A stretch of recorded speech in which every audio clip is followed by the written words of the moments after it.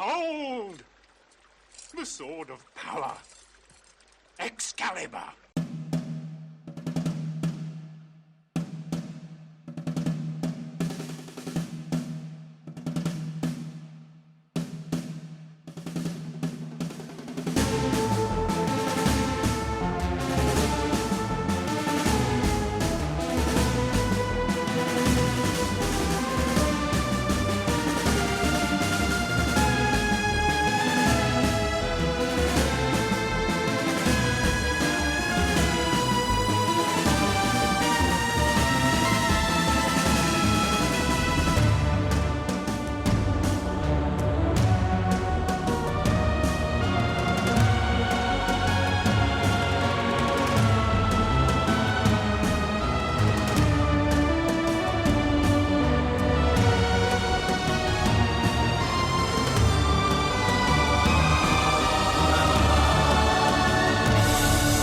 Welcome to the Oh Gosh, Oh Golly, Oh Wow podcast, the podcast where we talk about the Marvel Comics series Excalibur and nothing but Excalibur every week for 126 plus weeks. This week in episode, what episode would this be? It would be episode 43, I believe. I'm bad at this. It's going to get more confusing. I might drop saying the episode numbers because it's just going to get confusing in the new year. So we'll see how that goes. I did like the kind of in-joke of it being because Mojo Mayhem screwed up the numbers, but I probably have to let that go. But anyway, welcome. And so nice to see everybody via video. We thought we'd do something a little bit different for a special holiday episode before we launch into the Alan Davis run with Excalibur number 42 next week. So as you all know, of course, I am Dr. Anna Papard. I talk about sex and gender and superheroes and Nightcrawler a lot, always hustling as his unofficial PR manager. And yeah, super excited to reflect on the year that was. Not quite a year of the podcast, but almost. And it seemed like as good a time as any to think about where we've been and where we're going in this wild and crazy journey that is rereading and discussing every issue of Excalibur. I am joined, as always, by Mav. Where are you at this week? Hi, I'm doing great. This is I am happy. This is the most fun I've had all year. See, yeah, I don't know if people understand how my life works, and both of yours. Grades were due like 3 days ago, so I feel wonderful. Wow. Yeah, I'm like, oh, I finished grading. I answered all the mail from all the students who were like, but why don't I, have a better grade? And I go, I don't know who you are. You last showed up in class week 2, and this is week 15. So yeah, you're not doing great. Sorry. So I answered those, and then since then I've just been wrapping Christmas presents. I'm going to do some baking later today. I got to record an episode of my other show today, which I think, Anna, are you going to be on the other show today? Yeah. Okay, going to talk about spies today. So I'm doing wonderful. I've seen movies. I saw Matrix last night. I saw Spider-Man earlier in the week. I'm having a great time. I saw The Kingsman. Don't go see The Kingsman. That's a spoiler for the show. It was really bad. but Matrix was great. Yeah? As with Spider-Man. Yes. Yeah, I've heard both of them have a lot of fan service, but in a good way if you're into that type of thing. Yes. So, I'm also noticing, just because we're here, I want to address this for anybody who's listening. So, if you're a fan, if you've ever enjoyed our logo, the Oh Gosh, Oh Golly, Oh Wow logo, which I designed, I guess it's been over a year ago now. Now when you're looking at Anna and Andrew's names actually in the same font, it becomes much more obvious where I stole the font from. Because your names both start with the Avengers A, and because originally when I first did the logo, I had originally done the Excalibur font.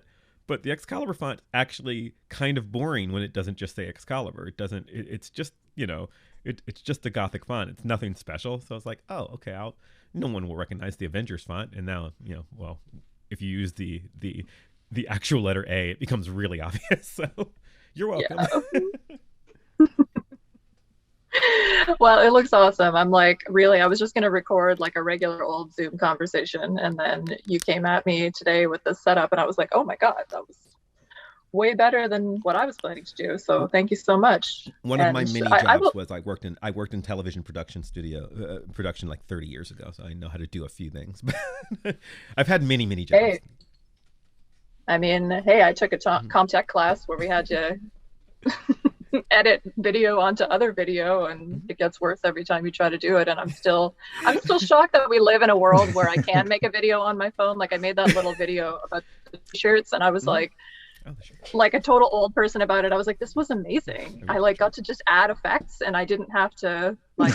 Anyway, I should note too that, just full disclosure, I'm like operating on half brain cells because I had my COVID booster yesterday, and I did roll myself out of bed and sit myself on my couch to do this episode. But I feel like I'm going to go on a lot of messy tangents today, and plus we're not editing, which makes it even better. But Andrew, we haven't even done your introduction, so please, what's your feeling heading into our video holiday episode? I should be where Mav is. I submitted my grades yesterday, and I should be watching movies and stuff, but my university decided that with 2 weeks notice, we have to convert our online, so we have to convert our in-person teaching to online for January, which is not enough time to do that work. So now I'm sad that I don't get to go see The Matrix, but I did get to watch Hawkeye, which had a good finale. Oh, so it's so good. I'm happy. It was so good. It was adorable. Yeah. To be fair, I don't know that I work for 3 universities, if our listeners know, and I don't know that none of them will convert to online. It's just that they have not yet. It's entirely possible that, they'll do so and give me a weekend's notice. So it's impossible. And they're like, do it because the students need it. You like your students, don't you? And I'm like, yeah, but I also like my kids. I like to see my kids at Christmas. I'm not caught doing that, but I did get caught rushing to do marks. And then, you do that thing, which I'm sure is very familiar to both of you and very familiar to most teachers who might be listening, that you're like, oh, once I get the marks in, everything's going to be good. I'll be able to take a break and do all this stuff. And you're like, oh, right, all those other things that I had to do that have January deadlines that I haven't been doing because I've been marking. And then it's just been overwhelming. And I am living in blissful denial. That's what I'm doing. That's how you do it. That is an after Christmas problem. Today I know. I guess it's Christmas for the listener, but for us, it's the 23rd. So, well, let's get into talking about whatever I guess we're going to talk about today. So I basically just thought we do. A listener suggested that we should look back on. I think they specifically said the Claremont Run era, but we've had the Claremont Run and then a bit now, so we'll reflect back on that entire time. And just thinking about where we were when we started the podcast and what it's been like doing almost a year of the podcast. We debuted February last year, but this just seemed like a good time to do kind of a retrospective and just talk about some of those things. And so I'll throw some questions at you. And we have some listener questions as well that we'll get to at the end. And we will report on the progress of the t-shirt campaign. We've got some very good news on that front in terms of how much money we've raised. So we will talk about that at the end as well. So I guess I just wanted to ask you kind of in general, thinking back to when we were starting the podcast, did it turn into kind of what you thought it would be, or are you surprised by what it turned into? And I'm very curious about that, because we really had loose discussions when we were starting it. We're like, oh, it'll be a week by week thing. We'll just see how it goes. And so I'm curious. For me, it did. Well, this is what I wanted. I just didn't think anybody would be listening to us. I mean, the show is exactly sort of what, when we talked about it, I was just like, well, we could just read each issue and just talk about them week by week. And this is just the way that we talk. Us, and if anybody who's listening has academic scholar friends, particularly, well, in general, but particularly in comic studies, where we're doing something ridiculous as it is. So this is how the three of us would talk about Excalibur, but also, I don't know, Batman, right? Like anything, right? This is just, this is the kind of conversations we'd have. It's like, hey, did you read whatever? And we knew about X Twitter. We knew Claremont Run it done well. We have 2 other shows. You guys have a show together, and I've got a show separate, which are fun. But I expected to have maybe 10% of the Vox Pop episode audience, and maybe 10% of the 3PC audience, and that would be it. We'd be doing this for 15 people, and just who remember this ridiculous comic from 30 years ago. Like it's old, and I was like, but it's special to us. But I'm like, no one's gonna care about this. So the fact that anybody's listening at all, much less as many people as are listening and who are excited about it, like, oh my gosh, you're gonna talk about Excalibur. I'm like, yeah, I know what I'm excited about. Why are you excited about this? So always Mav with the soft sell. Anyway, yeah, go ahead, Andrew. I think for me, the thing that was kind of impressive is the logistical element. Like in academia, when you sign on to collaborate with someone, there's maybe a 33% chance that collaboration is actually going to come to fruition. So you just say yes to everything. Oh, you want to do this? Cool. Yeah. Oh, you want to do a speaker series? Sure, I'll be a part of that. And you assume it'll kind of, peter out a lot of the time. And like when Anna was describing what she envisioned, I'm just like, this sounds amazing. But in the back of my head, I'm like, you can't do a weekly. You can't get 3 academics and a guest to be like scheduled at the same time every week. And like the quality of the guests and the stability of the scheduling that Anna's been able to put together is genuinely shocking to me in terms of like basic coordination skills and herding sheep or cats, if you want. So yeah, no, I think I can't believe how smoothly this thing has run. I thought we were in for a lot of headaches.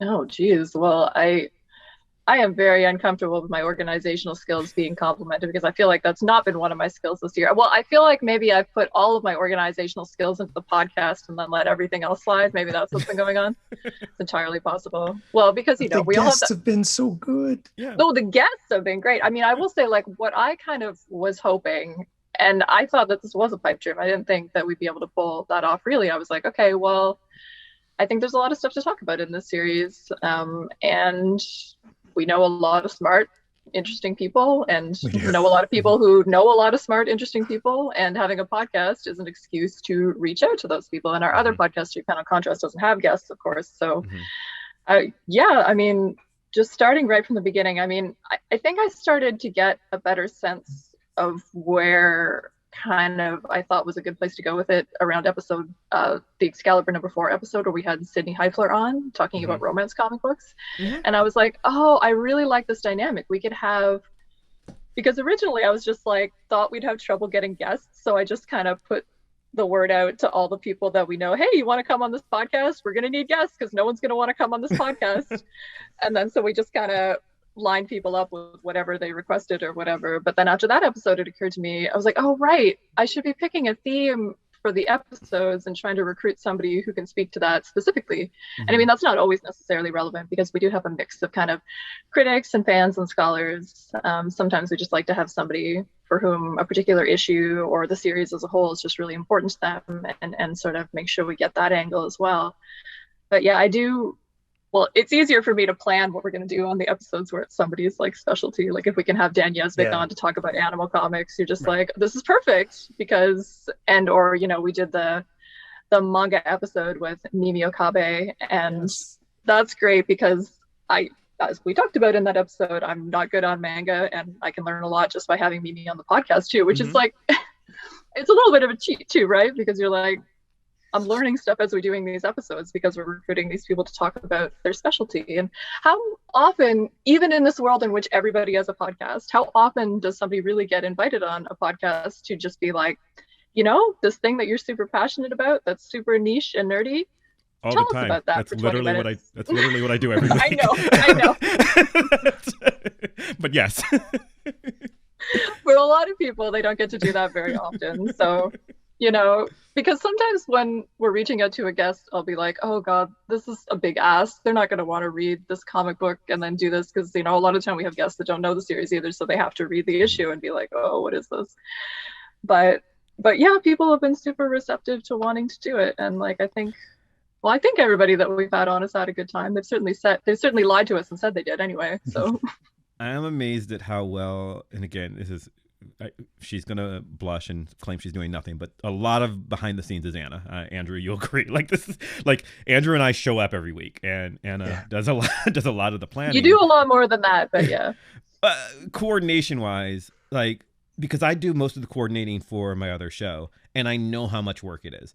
And I'm often the thing that with the other show is it's not just comics, so I can really just every episode is just, hey, whatever we're studying this week, I'll just, that episode only exists if I have a guest who wants to talk about that thing. So like when we did an episode of Vox Pop on mixtapes. So the woman who wrote the book wrote a book about mixtapes, she was on the show, and if she'd said no, we wouldn't have done it. It was very simple, right? It's really easy to schedule perfectly.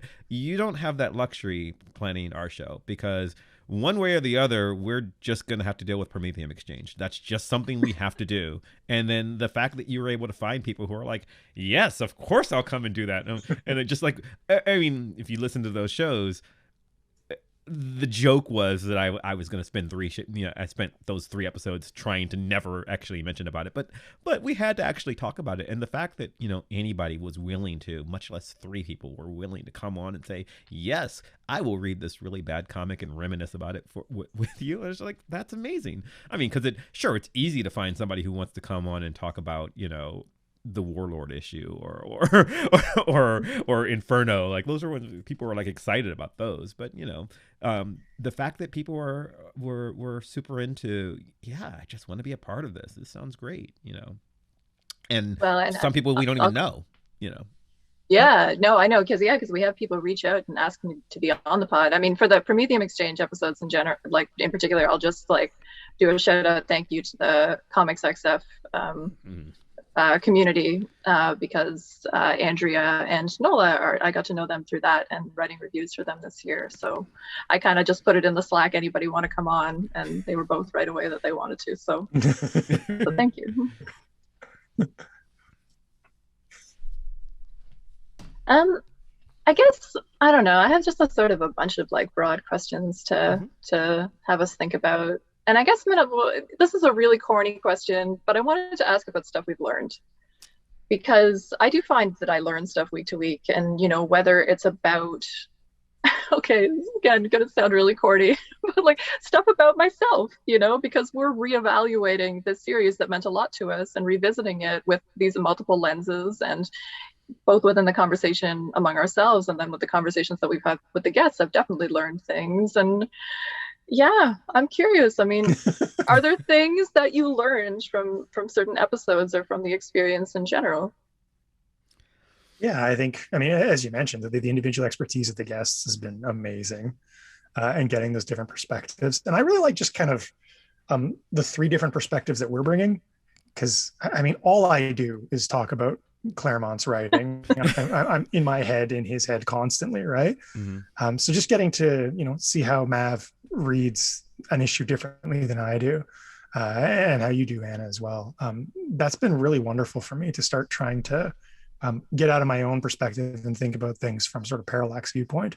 I think that's been really kind of engrossing for me. And then you throw in the guests, and again, it's pretty amazing. Are there any episodes that particularly stand out to you, Andrew, where you were just like, yes, oh, like breakthrough moment? I want to talk about Mojo Mayhem constantly, but I won't. I really loved on issue number 3, when we were talking about it. I think it was me, Brad Mendenhall, and Mav. We had this like momentary epiphany as we're reading that scene that like, holy crap, this is a perfect superhero team introduction scene. And then we're sort of dissecting it in the moment together, all 4 of us. That was really cool for me. I really enjoyed that. Yeah. How about you, Mav? Stuff you've learned? I learned something every episode. Same as Andrew. When I first got into podcasting, my very first podcast was a photography episode, and it was like very much how to do stuff. And then after that, when we started Vox Pop, it was I very much didn't want to do just a comic book show. I was very resistant to doing comic book studies as a podcast because I do this every day, and it's tiring, and I just was like, can I do anything else? But this was like, well, this is something I love, and if nothing else, because we didn't even know how well we were going to do with guests at first, so it's just like, if nothing else, I'll talk to Anna and Andrew about, Excalibur. We're nerds, it's fine. But what I wanted to do with the other show, and what I love about our show, is since we have specialists in an area, like, I can learn. I mean, I was a manga fan as a kid, but I don't know stuff the way Mimi does. It's like, learning stuff, yay. Like that was kind of awesome. And also just hearing Steph Burt talk about like her expertise, and like everyone that we've had on has had an alternate perspective, which, whether I agree with their reading or not, doesn't matter. What matters is being able to just sort of ingest it and sort of get it, and in ways that make me at least reconsider something. Heresy, I know, but I've never been a big fan of Girl School from Heck. I don't like those 3 issues. I like them better now that we've done 3 shows on them than I did before. It's still not my favorite run of Excalibur.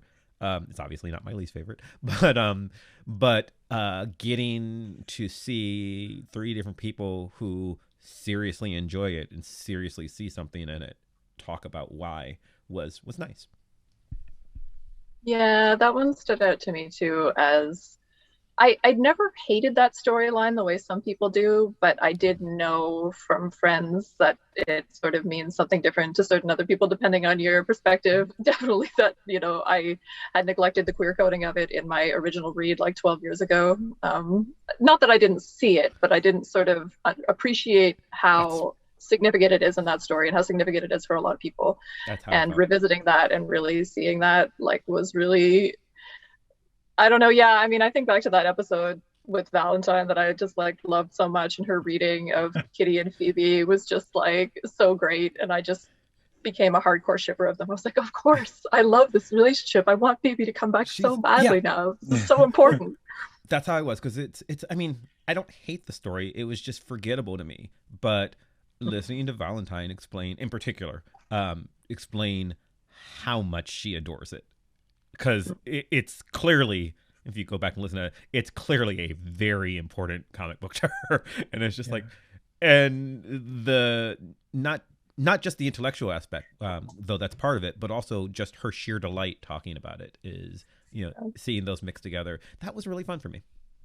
I really liked the mystery of the jacket. Yes. It was a fun tangent. Yes. I know. And I hadn't really thought about the significance of that much. I mean, I thought about it the first time I read it, and you could see that it has a narrative significance. And I mean, I already, loved the panel where Kitty wears it and walks by the other girls. But yeah, investigating Jacket Gate was a good one. I mean, I feel so philosophical this week, and again, sort of operating on COVID brain, not having COVID booster brain, I should say. Sorry, don't want to alarm anybody. But yeah, I started this whole kind of journey of getting back into X-Men comics by doing an essay talking about why I never talked about Nightcrawler, which was that I was embarrassed to talk about Nightcrawler because I care too much about this character, and some of the ways that I care about the character are embarrassing because, I mean, for obvious reasons, but I mean, also just that thing that you have as sort of a woman in male spaces, but also, a junior academic who's trying to be taken seriously and everything. I had a rule for my dissertation about superheroes that I didn't talk about any of my faves in my dissertation. I didn't talk about Nightcrawler, I didn't talk about Daredevil, I didn't talk about Silver Surfer, who are my faves. And I got asked about that actually by the dissertation committee because, okay, honestly, this sounds kind of conceited, but I think it was sort of one of those dissertation, defenses where they're sort of it's fine. And then they just start asking you random questions because they can't think of anything. So So one of the committee members asked me about what my favorite superhero was, and I said at that time Daredevil, and I always would default to saying Daredevil because I thought it was a cooler choice, and I didn't want to say Nightcrawler because my affection for Nightcrawler is complicated because there are a lot of Nightcrawler comics and portrayals that I really don't identify with and that really bother me a lot. So, you know, Daredevil's a more consistent character for me in that way. Mm-hmm. But yeah, sort of continuing to think about the reasons I was embarrassed to discuss some of those things and kind of coming into being more confident in discussing some of those things has been really important for me. And that sounds so navel-gazy, but I mean, I'll back it up a little bit by saying that part of what's been good for that for me, though, too, is, again, getting outside of your own perspective, because I feel like I understand my own perspective better than I did. Like, I think back to something like that Excalibur #4 episode. And when we talked about sort of issues of consent in the Kurt Megan scene in that conversation, I mean, I knew those issues were there. I put it on the notes, like I knew we were going to talk about it. But still, how hard kind of the two of you went on that kind of took me a little bit back. And it was a difficult conversation for me in a lot of ways. And I don't mean difficult like I was upset, but just like it was difficult because I found like I got into sort of justifying my reading of it in ways that, again, I don't want to use words like uncomfortable because that's too much, because I trust both of you and I always enjoy talking to both of you and I never feel uncomfortable in a conversation between us. But at the same time, it did make me really evaluate my reading of the scene and the certain things that I was neglecting to make my reading work. And I mean, that's okay. Like, if you're going to do a subjective reading of something, I think the most important thing is to just acknowledge that it's a subjective reading of the thing, but that's a constant process, right? And it's a constant process to think, what are the boundaries of that? And you can't do a proper subjective reading without understanding all the different ways that your reading is subjective.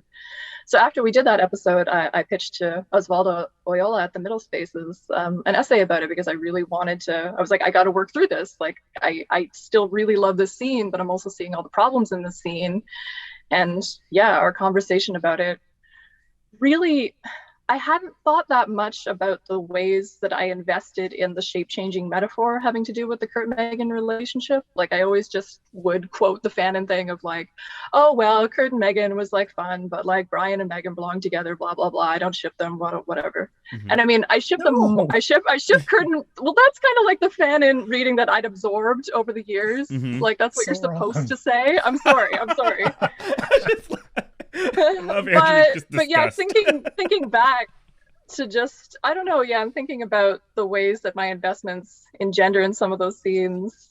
I've learned a lot about the ways that I invest in that character that I didn't know before. And I feel like I said at the end of my essay that I did about Excalibur #4 that I like Nightcrawler less now than I did in some ways, but I don't really mean that. I think I just mean that I guess it's like I just understand the complexity of the affection that I have for the character a bit more now than I did. And I think that that's been really good for me because, you know, at their best, stories are about, well, particularly I find, okay, all stories are like this, but there's a thing with superhero comics where they all represent sort of different ways of being powerful or different ways of sort of being heroic, different ways of being a person in the world. And they distill these things down into bodies and ideas. And so when you're playing in kind of this imaginative space, a lot of what you're doing is sort of negotiating your relationship to other ways of being in the world, right? So yeah, there's something particularly productive about thinking about your affection for a favorite character and sort of working through the complexities of that and why they're your favorite character. And it's surprising to realize that what you thought were the reasons weren't necessarily the reasons, and you wouldn't necessarily get that unless you're doing an in-depth academic conversation about the thing with like 4 smart people every week for like a year. So I'm very grateful for a lot of those discussions. I almost felt bad about that episode and not in a weird way. I cut one line from a Mav, and I'll say what it is in a minute, but you say your thing first. Well, it's because when you talked about it, it's just like you were bothered by it clearly, but also the badness was, I was like, I don't think it's bad that you like it, because it is a subjective reading, and it was like there was almost like there was later weeks where you'd be like, well, okay, I recognize that you'd qualify anytime you talked about Kurt for like the next 3 weeks of, okay, I recognize that he's sort of going too far. And it's like, yeah, but the entire point of it is, the fantasy that you're reading into it is the one you're supposed to read. The way I'm looking at it with problematicness of it is, yeah, but I'm a pretty feministy boy reading this 25 years later now and realizing the internalized, a lot of what I grew up believing was cute male behavior is super toxic, and awful. And that's, and I hope, I don't want to, presume, but I hope that I'm a better person at 47 than I was at 17. We all do. And I hope I wasn't also bad at 17, but I recognize a lot of what I looked at then as, oh my God, that's great. Not necessarily great. Andrew and I have both talked about, my favorite X character to this day is Ilyana Rasputin. Everything about Ilyana's story is horrific. Everything is bad. Like she is a psychosexual fantasy about a 7-year-old. That's what she is. And the fact that she's turned into a 15-year-old doesn't make it better. Like literally everything about it is, if you actually think about it, is awful. Like everything that happens to her, but I still love her. And I can't not, because she's so formative in my reading of comics. I am curious what the thing was that you were gonna say you got. You said something about Nightcrawler in that scene, and you said, I don't remember the exact line, but I know the word incel was involved. You were like, well, it's basically an incel fantasy. And I was like, no, Mav, that's going too far. I don't want that word in the podcast associated with Nightcrawler. It's getting cut. I'm sorry. Yeah, go ahead. Yeah. Andrew was going to say something, I thought, but... Was I gonna what? I thought you were gonna cover up. No, I think okay. I read Ilyana a little differently than Mav does. I don't. This is not the Ilyana podcast or the time to defend Ilyana.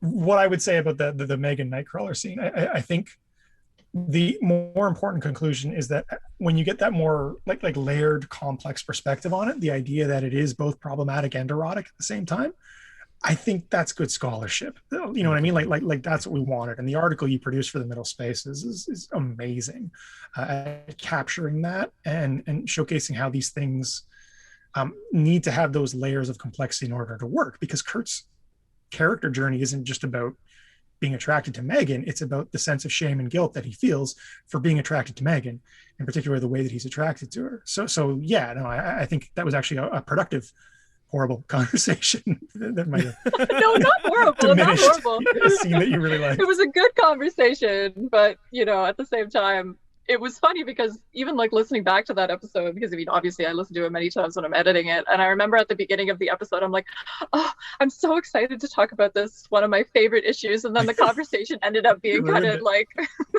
I was like, oh, it sounds weird in retrospect, my opening for what the conversation ended up being. But it was a great episode and it's still one of my favorites. And it's one of our most popular ones to this day. If it makes you feel better about that, my version of that is same time. It's when Andrew says about Courtney, she's a horrible character and I'm glad she's dead. I'm like, what the hell is wrong with you? Horrible character. Okay, I might have actually. Before Excalibur, she was a horrible character, and I am glad she's dead.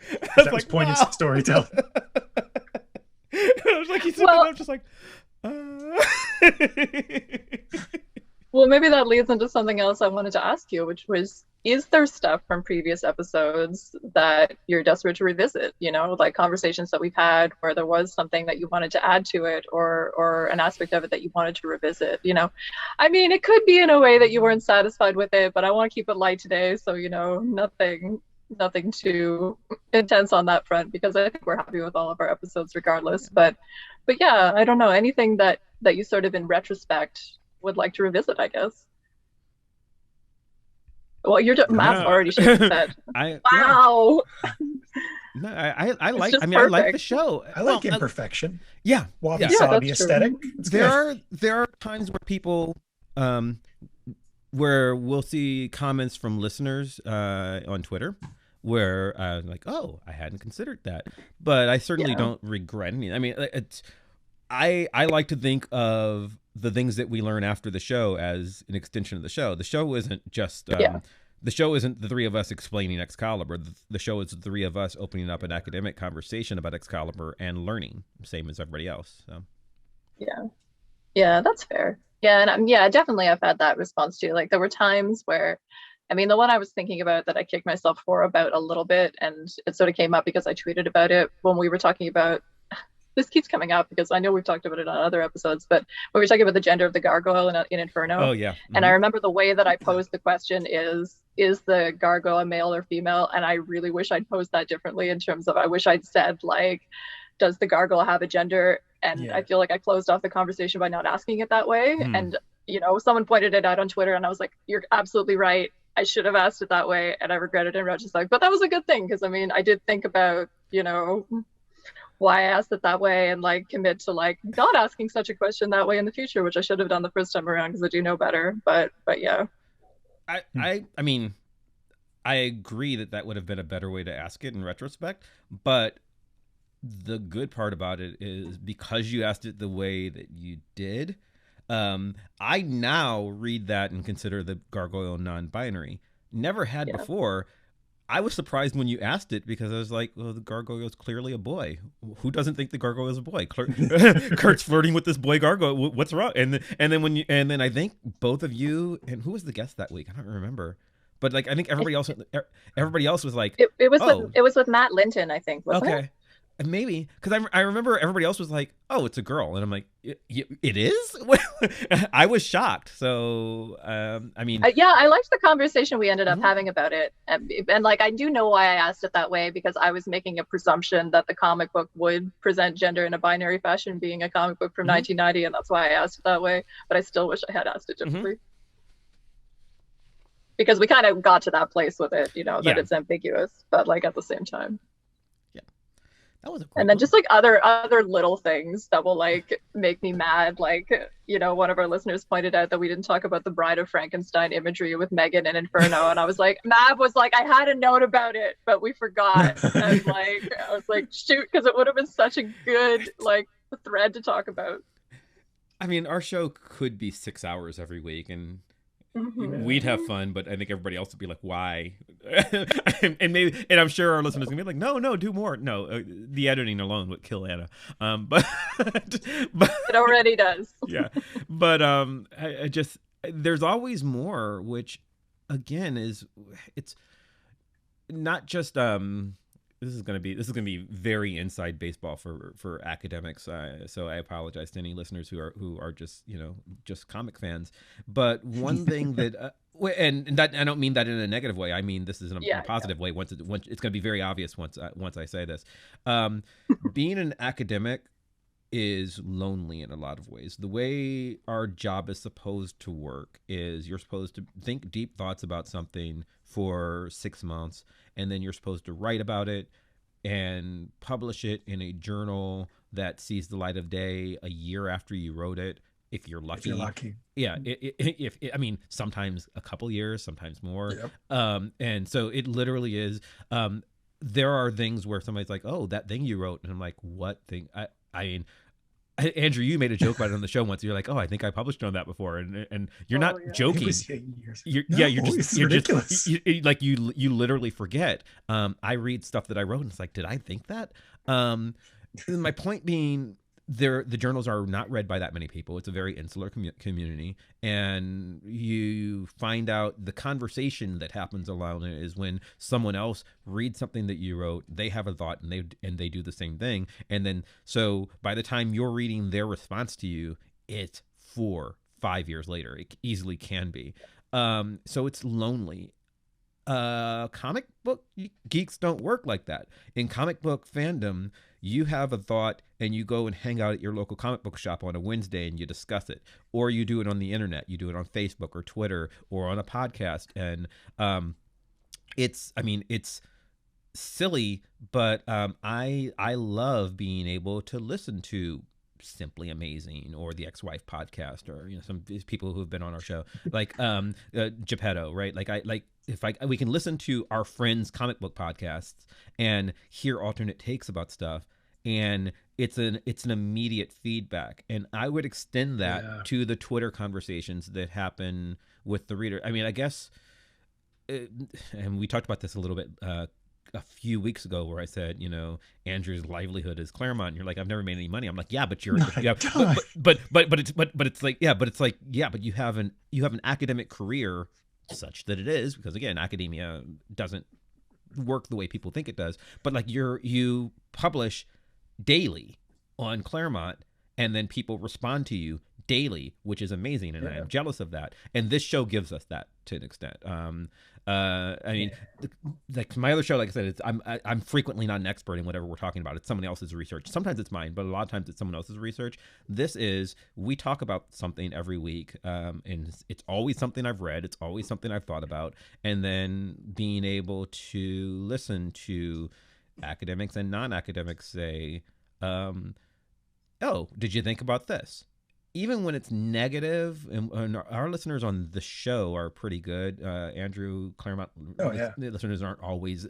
Some of them are a little meaner than ours have been. But even the mean ones, I'm always like, okay, that person's got a point. I mean, I might disagree with it, but like it's interesting to me to be able to see someone say, you're just making this all up, because we talked about this, back when Andrew invented gayness and X books, and people got mad at you for 2 years ago. Yeah. For inventing LGBTQness and queerness. But, the fact that someone might not see those things is interesting to me. So I like the immediate feedback that we get, or, relatively immediate, because we usually, it's usually a conversation from 3 weeks ago for us by the time the listeners hear it. But that's still better than 2.5 years. Yeah, I completely agree with that. For me, it's even more specific. Like I'm a comic scholar. I find reading comic scholarship really, really interesting. Mm-hmm. And my favorite comic scholar is Anna, which is really weird. And I kind of hate that sometimes. Oh God, that can't possibly be true, Andrew. Oh no, that's true. And so then like Anna's like, hey, do you want to come be on this podcast? And it's like if you have a favorite film director who says, want to come hang out on set, not just go see the movie. Because I'm going to get Anna's scholarship and viewpoint, like immediately, that immediate feedback. That's awesome. And then Mav, I was a big fan of Vox Pop, obviously. I had met you at PCA, but specifically on Facebook, the way that you interact with the Vox Pop fans, just the gregariousness and the kindness, and occasionally just body slamming trolls. I was like, yes, I would love to just talk to this person every week. That'll be fun. I hope. And it's weird because this is on the Vox Pop YouTube channel, so I hope this is not too weird, but I think I'm nicer on GGW than I am on Vox Pop, and I think you are, and it's intentional. Again, I'm a professional wrestler. As a scholar, I'm a professional wrestler, and I'm much more comfortable being the heel, and it works. There's only the three of us on this show, and I've got four other co-hosts, so 5 of us in total on Vox Pop, and we take more weird political things, and I can just be mean, and I try not to do that in this space as much. Like I'm not, and we don't have random Trump MAGA trolls just like wandering in the way that I do on my blog or on my Facebook page, to where I'm not going to just, I don't want to just roast people, but I will, and it's very bizarre. I had somebody, a friend of mine, ask, or a professor actually, was like, "Well, what's your process for coming up with an article?" And everybody was talking about it, and I was like, "Well, I float the idea on Twitter or Facebook, and then I just read all the comments, and then that helps shape my thoughts." And Jim Purdy is a professor of mine. He's like, well, so how long does that take? And I was like, a day or two. And he's like, a day or two? How can that possibly? And then finally, my friend Becca says, okay, I don't think Dr. Purdy understands what's going on. And I was like, what do you mean? And he's like, okay.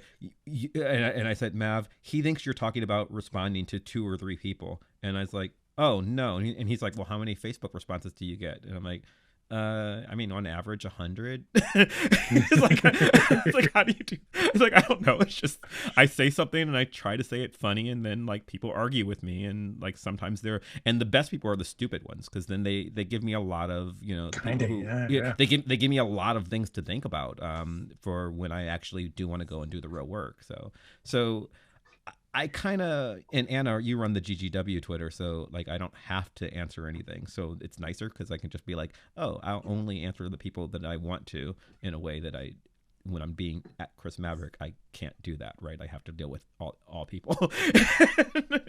So it's been nicer. You're a good filter. Well, yeah, I like sort of doing stuff on the podcast account a little bit more too, because I just like, I'm still pretty new to Twitter. I joined Twitter last fall just to promote my book, and was like terrified of joining, because I mean, again, part of, and this relates to something I was saying earlier, but part of what has been really valuable but always scary for me about doing something like this is just putting myself out there and like being public with my opinions, and having a stake in like the fan community in that kind of like public way, because that's something that still terrifies me. Like, I don't do a lot of fan conversing on Twitter and stuff because it's just way too scary. I mean, we've talked in the past when we talk about fandom, like that even like message boards in the past were really scary for me, and yeah, I mean, it's been a process to kind of get to the point where I even felt confident sort of talking about my comic book opinions sort of outside of the context of an academic conference. And even the first time I did that, at an academic conference was terrifying. I was just like shaking. It was the first time I met Andrew. Really? It was. You seem very confident at conferences. You do. And yeah. Yeah. Maybe you don't realize it. You come across as extremely confident at conferences. Well, that's good to know. Yeah, no, I get that feedback from people, but part of it that's weird for me though, and I mean, it's a weird time to talk about it today because it's the video episode, but like a lot of the confidence that I have in myself, and I think this is why message boards and podcasting is a little bit scary in particular, and writing to a certain extent, but writing, you get to sort of compose your thoughts, so it's a little bit different. But so much of the ways that I am able to feel confident in myself like has to do with like the way I present myself. So like if I put on a cool red jumpsuit to say that conference paper, like I feel armored and I feel like I can do it, because I have that kind of protection.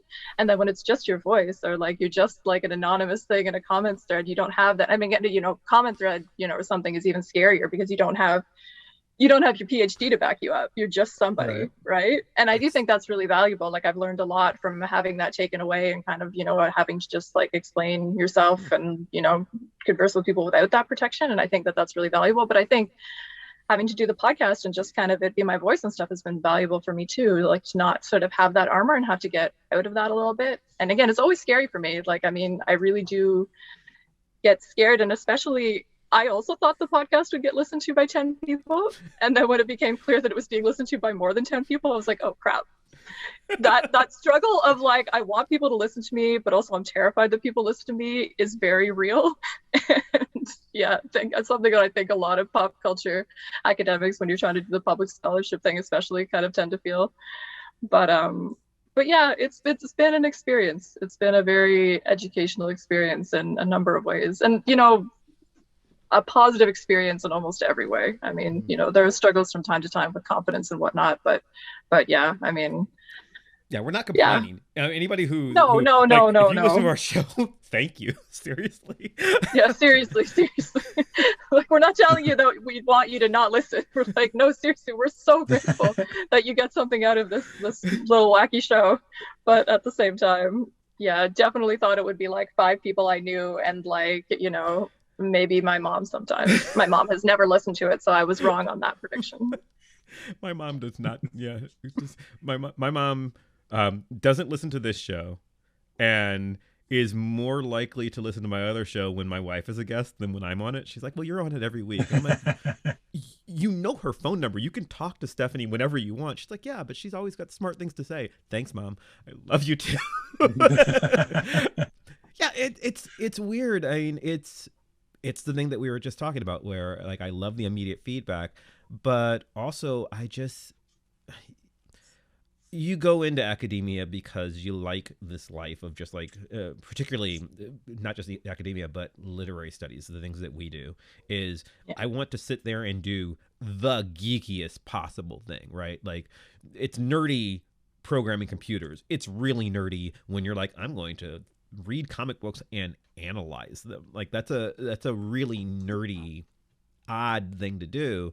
And lonely, like I said, but also you do it because you love books, not just comics, books in general.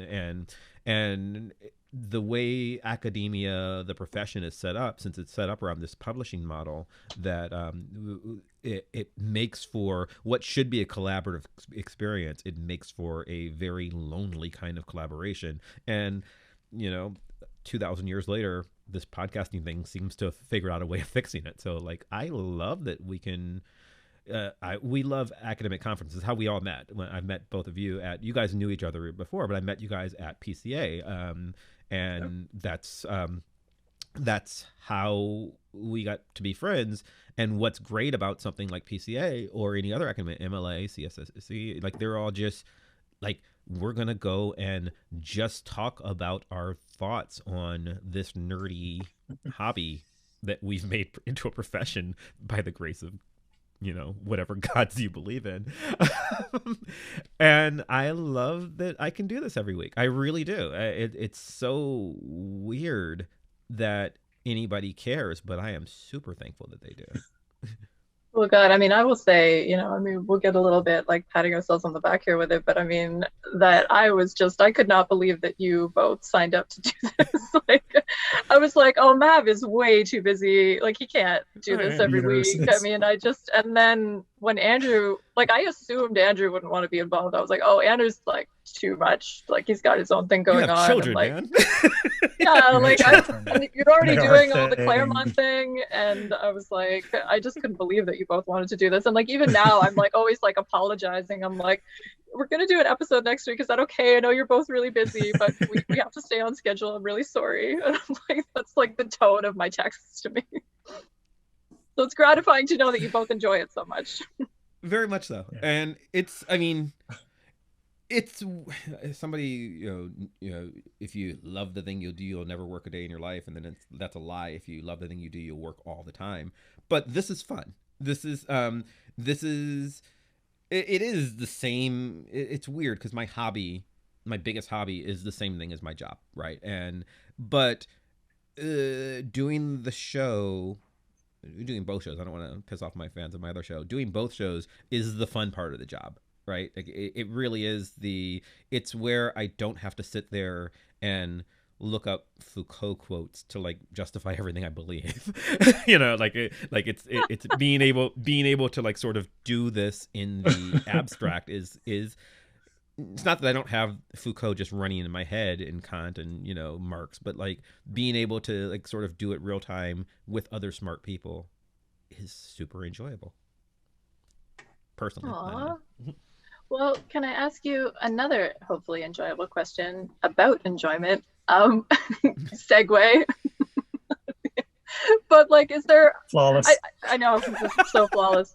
But I don't even like. I'm like hedging on even asking this because I don't want to play favorites with our episodes. But was there an episode that each of you sort of particularly enjoyed? Because there's definitely episodes that we've done where I've been sort of listening to everybody talk about the thing, and I've just had like stars in my eyes, and I'm like, this is everything I've dreamed of for these smart people to be sitting here talking about this thing that I love so much. And without playing favorites, we don't have to rank episodes or anything, but did you have any sort of moments like that, sort of things that you were particularly eager to discuss that you sort of, while we were discussing it, you're just like, oh my God, yes. Mojo Mayhem, because I lobbied for that one, and I was not subtle about it. I was like, hey guys, are we ever going to do Mojo Mayhem? And then a few days later, I'd be like, hey guys, isn't this like that scene in Mojo Mayhem? Hey, are we ever going to do Mojo Mayhem? So getting to do that, which is weird because it's kind of not even an Excalibur story, but it's like my favorite story with the word Excalibur on it. Yeah, it's entirely so that was just delightful for me. It was I was happy. I was happy too. We originally tried to make that like a mega episode. We had 2 guests and one guest kind of couldn't make it, but I mean, Gwen was amazing, so I mean, no regrets there. But I hope it lived up to your hopes and dreams. Definitely. Yeah. I just love doing the show so much that it's not particular episodes. The thing that sticks out in my mind was that I cannot believe we Andrew and I got to have a conversation about how time travel works in relation to Reed Richards, and the fact that people were into that, because this is this I think is maybe what people think that comic book scholars do, and none of them do. Like, I didn't know that was organic. Andrew said something, and I was like, oh my God, I know this too. And then we just sort of, that wasn't in the notes. It was just sort of, we're both into this nerdy I wouldn't thing have put that in the notes. Yeah, about how physics works. And it's just like, I'm never going to get a chance to talk about this ever again in the rest of my life. So this is my moment right here. And then we got some people like tweeting, it's like, oh, that's really fascinating. And I was like, is it though? Because I hope so, because we're talking about it one way or the other. It's how the world works. Yeah, it's cool. And my roommate in college was a physics PhD student, and so I'm still a good friend of mine. I'm not, like, I know a few things that I've just picked up on, but it doesn't actually come up like in our day, or at least not my day-to-day work at all. It's just this random thing that I have been fascinated by. So like I went out and learned a bunch about it, and I was just like, I am going to be able to talk about it. I ended up doing one episode of the other show about it, just because after the fact I was like, we're going to go and I want to be able to talk about this some more. So I went and found some people who knew stuff, but it's not, it's a weird thing about how, quantum theory works that like is really, really fascinating. And frankly, I expended all of my knowledge on it between talking about it on the show. Like people write actual dissertations here, and I'm not that guy. Like, I know a little bit about how how causality works, and that's it. Well, I'm glad that you enjoyed that. I mean, I got to go predictable and be like, Warlord. I really liked talking about Warlord, and I mean, it was really gratifying to me. Like, there have been a couple of issues that are really important to me. That's one of them. And we already recorded the episode on Excalibur 43, and that was another one that's really important to me. And yeah, I mean, I'm just so incredibly grateful that everybody comes and really brings their A game to it and really takes this thing seriously. It's dumb because, I mean, it's just a podcast, right? And I just like, maybe I'm just in the holiday spirit or whatever, but it is absolutely remarkable. And my 10 years ago self would have thought this was the greatest thing that could possibly happen to me, to have a podcast where like people come and take this thing that I care about so seriously and are willing to discuss it with me and not just laugh at me for caring so much. And it's amazing. I mean, we get to do that. We're lucky to have platforms as academics. Mm-hmm. We get to stand up in front of a classroom and like lecture at students and make them watch movies that we want them to watch.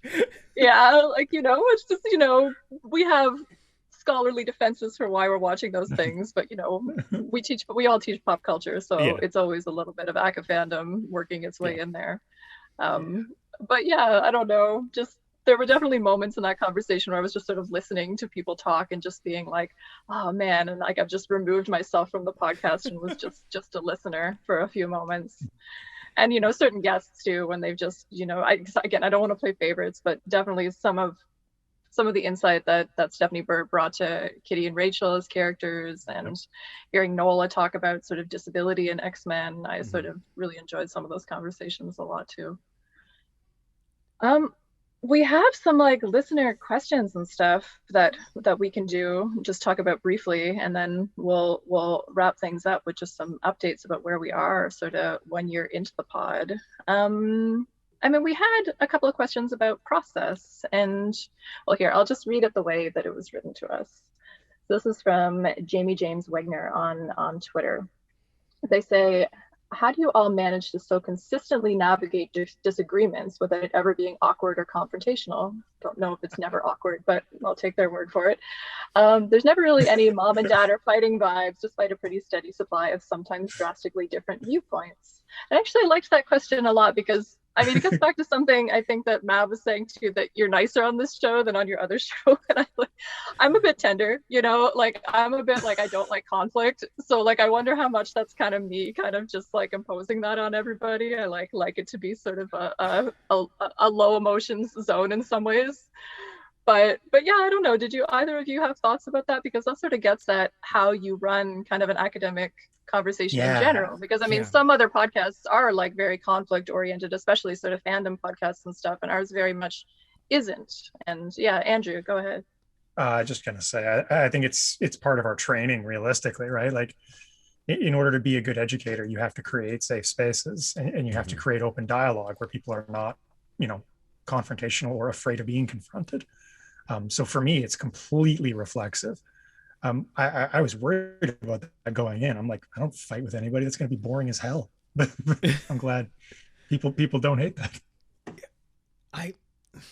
Again, okay, so he wanted James wanted inside baseball, so this is what this is. Same thing. I think Vox Pop, I always explain it to people when we book guests on that show, is, you know, this is not an academic show. This is the academics at the bar after the conference. The first time either of you were on the show. That's, you know, that's really what this is. So we bicker, we argue, but that's part of the fun of it. Probably of my co-host, Hannah, not Anna, but Hannah is one of my co-hosts on the show, and I argue almost constantly. But that's the show.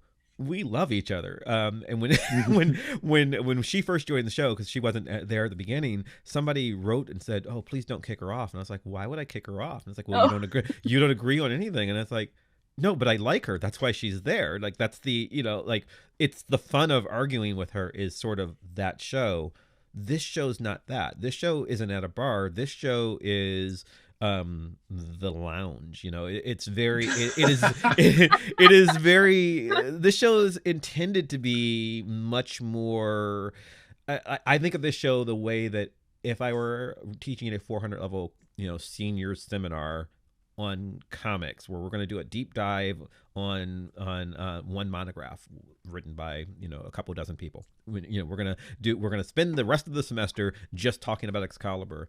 I would imagine it being like this, where everyone's view is valid, as long as you like can support it, and it's not as confrontational, because that's not this show. So I think Andrew's right. I think, you know, we're teachers, like that's what we do.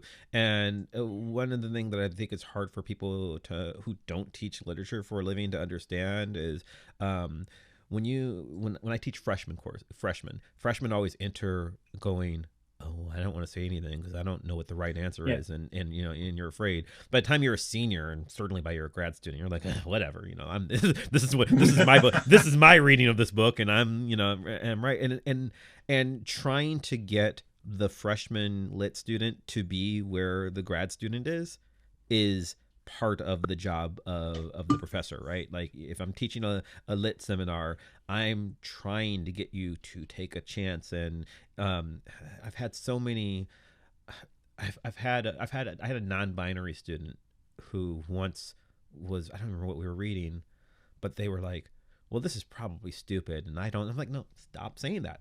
What you get out of this is what's important. I want you to bring your experience to it. I want you to bring your reading to it. I can't tell you what to think. If we're reading this book in this class, it's because I picked it, which means, you know, I liked it. And it might very well, you know, I see something in it, but that's me. I'm a 47-year-old black man. I'm not a 19-year-old non-binary kid. Like, I'm not. And so you're going to have a different life experience from it, and that's what's interesting. There are little details on this show that just sort of, I'm always surprised whenever something political comes up, because I'm in the minority in being an American, which is not usually true in academia or on the internet. Usually being an American makes you in the majority, but like the two of you are Canadian, and so you guys always have a slightly different political view, which doesn't come up a lot, but it does come up, and it matters. And since in comic world, Marvel comic world, America is the default, even in a book that's supposed to be about Britain, it's very colored by American politics. So I think having your perspectives from outside that viewpoint is invaluable to me. So that is fresh and nice, and so I don't think it's arguing so much as it's just I'm just happy to be here every week to learn. And so I don't know if that's a cop out to what he was asking, but that's how I see it. It's friendly because if I didn't like, arguing, but like discussing this with you guys, I wouldn't show up every week. Like that's why we're here. It's why we wanted to do the show. It's fun. Yeah, absolutely. Yeah, definitely some of my experiences of, because we've all had the experience of like teaching difficult topics too, and thrown right into like gender studies seminars. And when you're teaching something like that, sort of the amount of sort of you can't separate a topic like gender studies from personal experience. Yeah. So if you're going to be talking about gender or sexuality or race in a classroom, personal experience is always going to come to the table. And you're sitting there with a bunch of like 18, 19-year-olds.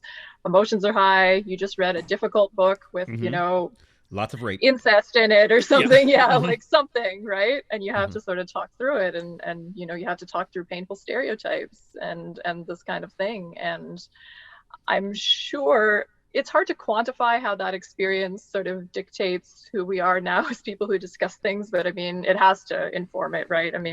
We've all like been through the mill of that and come out the other side in a sense, and are still doing it. But yeah, a couple of other fun ones. One of the ones that we did get thinking about a lot was if we had to replace one member of the original Excalibur 5 with somebody else, another character. And I'm going to limit this to other characters from comics and not just people from history, because that would be a whole other question. But George Washington should be on the team. I know. They always do a bit like that on Comedy Bang Bang, where they're like, pick your SNL cast, and it could be anybody from history, and like it gets really stupid quickly. But yeah, I don't have a super good answer for this, but I will do one. But I'm curious if you had one, because adding someone to the team is sort of easier, but like if you have to get rid of somebody to add somebody, that's hard. I can do it in my mind anyway. I would get rid of Megan. Really? I think Megan is largely a cipher for Brian and Kurt. I love the character dearly and what she does for that relationship, but I would argue that a lot of what she does could be done with her being deceased or no longer present. And it would be actually kind of interesting to me to have that dynamic affect Kurt's, anger towards Brian with regard to how he treated Megan and that kind of thing. So I think she could do a lot of what she's doing. We're going to talk about this in the episodes that we have to come. Alan Davis really is the one who cultivates Megan's story. Claremont didn't. He was using her more for impact on the other two characters. So I think there's room to remove her if you did it right. Who are you going to replace her with, though? I think it has to be somebody who orients around grief, because that's what Excalibur is. And that gives you some options. Wolverine, Colossus within the X-Men could all work in that capacity. Obviously, Ilyana you could bring back. I wouldn't complain. Anybody along those lines I think would work. Mm-hmm. What was yours, Mav? I'd replace with Ilyana for the same reason. Also because I think I said the problematic nature of what her story is, but also she's my favorite, and she was my favorite then, and she was my favorite then. And what we don't talk about this much on the show because it's a show about Excalibur, not about New Mutants, but Excalibur, the overlap of when Excalibur starts and when I just lose Ilyana in real time, like when I'm reading it back then. Yeah, it's pretty close. Like basically Excalibur starts and like a year later, my favorite character is just reduced to 7-year-old Ilyana is a different character. She's effectively dead. The character that I loved was gone. Yeah. So I like grown-up Ilyana. I like grown-up Ilyana a lot. and complicated. It's a whole show that we're not going to do, but much of what I like about the Rachel Kitty relationship is a replacement for the Ilyana Kitty relationship. And I don't think they're the same. I don't think Kitty and I don't think Ilyana and Ray are the same. They're very different, and their relationships with Kitty are very different. But I would be just as interested in seeing more development of the Kitty Ilyana relationship, particularly if they think Peter is dead, which they could have if I were writing the book from the beginning. Mm-hmm. They would have thought Peter was dead. I think that there's a lot of interesting stuff that one can write there in a way that I can lose the Rachel relationship in order to get that if I have to. Because when I was thinking about it, it's like, oh, the simple answer is Brian. I can't get rid of Brian. I think Brian's the most essential member of Excalibur because no one likes him, right? I mean, Megan loves him, but the fact that like Brian is the odd man out, I think, is what makes the story work. So you can't get rid of Brian from a narrative point of view. And I think Kurt is grounding because more so than Kitty, Kurt is the definitive X-Man. I think Kitty is the definitive reader surrogate. And I think Megan is interesting in a way to make the Brian Kurt relationship work. So Rachel's the one that I feel like you can slot out for. You can do a lot of the same plots with Ilyana as being a powerful, out of time kind of character that you can do with Rachel. It's different, and I get why it's, you'd end up with a different story, but otherwise this exercise is pointless. So obviously it's going to be different, but it'd probably be the most satisfying for me if I'm forced to lose one. It'd be more interesting to keep both of them there, to keep Kitty and Kitty, Ilyana, and Rachel all on the team. But if I have to lose one, Rachel's who I lose. Yeah, I saw a great fan art that was sort of, for which I think is one of our listeners. I'll find it. I can't think of it off the top of my head, but it was sort of a Hanna-Barbera Excalibur cartoon. And yeah, Ilyana was featured there as a member of the team, with Colossus as well, which I thought would also be interesting to have both of them there, given how much that sets up for conflicts for Kitty. I did think that if we just had to add someone, we'd all pick Ilyana, and I would as well. But in terms of switching people out, I am intrigued by the fact that Claremont wanted Amanda Sefton on the team originally. I don't have like a good person that I would sub her out for, and we know the ways that Amanda is problematic. I actually don't have my Amanda painting behind me today. I switched out for another one, but she's usually there. But like her, despite the problematicness of that relationship. But I think I just got really thinking about, and it doesn't work, this is a real like left field choice, but if I could swap like current Betsy Braddock, like Captain Britain Betsy Braddock, like out for Brian, and then we had it, because it very much appeals to me, being a team of all women plus Kurt. So there's a little bit of a selfish thing there, but also I can squint and imagine a different world in which it was an actually queer book, and some of these affections were allowed to happen in a queer vein. And can you imagine that love triangle that was like Megan and Betsy and Kurt, like instead, and all the places that could go. And I would love to read that as an AU fanfic, I will put it that way. If you're reading, and I agree with you that it really changes the dynamic because Betsy is not Brian, but I would read that.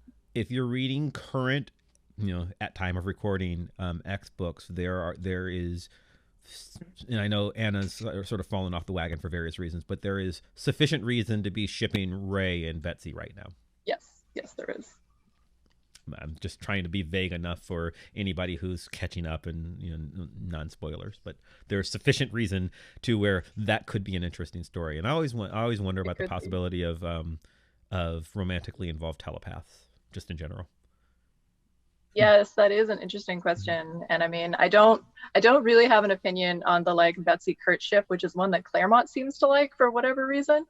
And I don't really know how I feel about that ship, but it is certainly a ship that exists in some people's minds. But there's looking ahead, there's a weird thing in the like final issue of Excalibur where like it's suggested that they're soulmates based on the organization of the wedding, and it's really out of left field, and you're like, where did this come from? But we will talk about that in due course, about a year and a half before we'll get to that.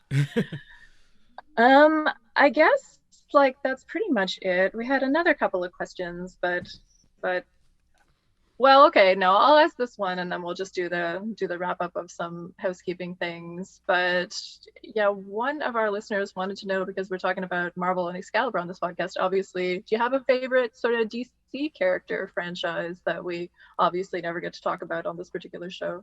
Franchise? Yes. And we did talk about it because I've shoehorned it in several times, Yes. so people can probably guess. I love the Titans. I love the Teen Titans, and even beyond the Teen Titans, because my current love of DC is complicated. My current feelings on the current DC universe, there's some good stuff, there's some bad stuff. The Young Justice cartoon that's on right now, so good. And I definitely recommend it for anybody who's into the kinds of stuff that, like, if you enjoy my takes on this show, then I think you'd probably enjoy the Young Justice cartoon. So, which it's called Young Justice, but in many ways it's what I liked from the Wolfman Perez era Teen Titans, so. It's a very different book, but in a lot of ways, very, very the same. I mean, we've talked about, I also love the New Mutants, and so this is why. So I that's probably my closest one, Young Justice or Teen Titans. How about you, Andrew? Harley Quinn. I think Harley Quinn has a lot in common with the X-Men in that it's this ubiquitous franchise that most of the writing is not great, and some of it is badly misunderstood, such as people who ship Harley and Joker still, which has not been a thing since like 92 or something like that. But when Harley Quinn is written well, deeply symbolic character, really progressive, can do just about everything. So yeah, I'd go Harley. I legitimately don't read that many DC comics. I like read sort of like limited runs of things and then kind of move on. I've been very sort of into Martian Manhunter at various times, but he's such a different character all the time that I have a hard time sort of keeping up with what he's up to. And I used to be a really big fan of Hal Jordan, Green Lantern. And it's one of those choices where it's sort of hard to defend, but I often enjoy male characters who are performing maleness. And Hal is a character that you can really sort of read a lot of queerness into in that way. I mean, it's like a common fan reading of the character, and it's been sort of made canon by Grant Morrison recently with Hal and Sinestro. But he's a character that he has this masculine narrative of just he's always trying to like live up to the idea that he has of his father, and it's so transparently performative. And that sort of drew me to the character when he sort of came back from the dead, and I got really into that run for a while and then really fell off of it and have not read Green Lantern comics for like 5 years, which is why I'm hesitant to still call him one of my favorite characters. And he's like he's indefensible as your favorite Green Lantern because he's obviously terrible. But I was very into that character for a number of years, to the point where I did wear a Green Lantern ring like every day for 2 years, and that was like part of my look. And I've really fallen off the bandwagon of that, but for a time he had a special place in my heart. A random choice for me. I know Martian Manhunter seems a little bit more predictable for me, but I have thoughts. Yeah, I like Hal Jordan. I think that Hal Jordan, when written correctly, which is a caveat for pretty much any comic book character, I think Hal Jordan has a lot of interesting things about it. So that's a good question that I have to think about. This is a good question, and like I should read more DC, but that DC Unlimited is still not available in Canada, so get on that, powers that be. I don't know that it's going to be available in United States for much longer. It's dying in many ways. It's not as good as it was. Once they moved clearly the TV and movie stuff was supporting it, and once they Right. moved that over to HBO Max, the comic-y portion of it's kind of it's not the same as Marvel's. Let's put it that way. So. Marvel's has gotten better recently, and since the update, they've gotten better as well. I find I use it quite a bit. I don't know why I'm starting to shill for Marvel, but anyway, Marvel Unlimited, not terrible, but actually still has a lot of issues. I'll balance it out with some critique. If they would like to sponsor us, Disney, you know. Hey, of course, we can be bought. All right, just some sort of milestones to finish up today about where we are 10 months in on the podcast. Twitter accounts have 606 followers, again, way more than I ever thought that we would have. We are just shy of 15,000 all-time downloads on the podcast, which again is like kind of blows my mind. But the most important milestone that I wanted to touch on was the shirt campaign. And Mav and I are both wearing shirts today, and you totally can't see them, but there you go. Yeah, we have. Mine's in the wash. Oh. Well, that means you did wear it, so that's also good. It's true. But yeah, so we were doing the shirt campaign. So they're hand silkscreen shirts that I made. I made the silkscreen. I've been printing each one of them by hand. So basically what you're paying for when you pay for the shirt is my considerable time to make each one. And then we've been donating everything that's not shipping and materials is going to Planned Parenthood. So I'll be making a donation at the end of the month. I just waited until we had the sort of full monthly total, and I'll make a donation in the name of Friends of the Golly podcast.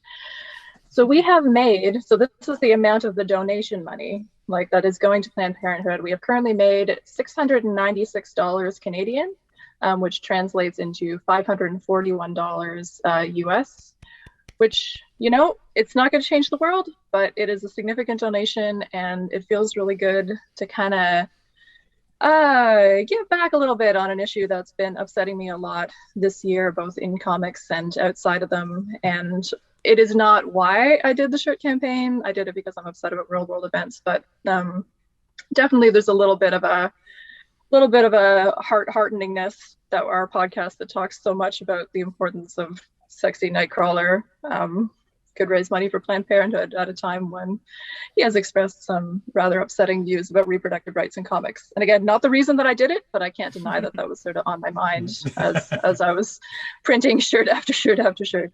But just thank you so much for your support. I mean, again, one of the things I talked about the very first time, like I wrote an essay about Nightcrawler, was the ways that stories in real life intersect and some of the really positive ways that can happen. You make friends by talking about comics, you know, you learn about yourself by talking about comics. You become, in theory, smarter and a better person by talking about comics. Like, these things aren't just funny books. They actually can do good things. And the fact that we could raise that money with your help to do a good thing and hopefully help somebody in the real world is amazing. And just thank you just so much for your support, really. And that's all I have for our special epic holiday video episode. I don't know when we'll do video at you again, but assuming this edits together okay, maybe we'll do it again sometime. Someday. This was fun. Merry Christmas to everybody. Happy holidays, whatever you celebrate in December. I mean, I guess this is, for the listeners, this is Christmas Day, I think. Yeah, it should be coming out. Assuming you Christmas listen Day. to it on the day that like it drops. So. Yeah, assuming you're not, hanging out with your family or doing something else, friends, you're just sitting here listening to our podcast. You love us more than you love your family. Admit it, everybody. So, Mom, Dad, we can't open presents. I can't eat dinner. I have to go listen to nerds talk about funny books. Oh, I'm already dealing with the stress of Andrew saying that I'm his favorite comic book critic, so I can't possibly deal with the stress of somebody choosing me over their family. So yeah, just enjoy your holidays, everybody, and yeah, just thank you. Thank you. Bye.